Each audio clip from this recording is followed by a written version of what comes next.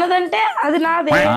అత్త ఒక చైన్ వేసుకుంది కదా, అదంతా రియల్ గోల్డేనా? అవునే, అంతా ఒక 20 సవర్ల లాగా ఉంటది మా అమ్మకి. సూపర్ అండి, అదంతా నాకే ఇస్తారా? ఏమో అది వాళ్ళ ఇష్టంగా. ఇవ్వకపోతే ఒప్పుకోను. ఇంకేం ఆస్తులు ఉన్నాయి? ఊరు బయట 5 ఎకరాల పొలం, ఇంకా ఇంటి ప్లాట్లు కూడా 2 ఉన్నాయి. అవునా? అవన్నీ నాకే ఇస్తారుగా? ఏమో వాళ్ళ ఇష్టమేగా. ఇవ్వాల్సిందే. ఇంకేమున్నాయి? ఒక కేసు ఉంది. ఏం కేసు? మా నాయన కష్టపడి సంపాదిస్తే వాళ్ళ చెల్లెలు, అదే మా మేనత్త, ఆస్తుల భాగం ఇవ్వాల్సిందే అని పట్టుబట్టింది. దానికి మంచిగా ఇంట్లోకి పిలిచి మా అమ్మ చేతులు పట్టుకుంటే మా నాయన పేక్ కోసేసాడు.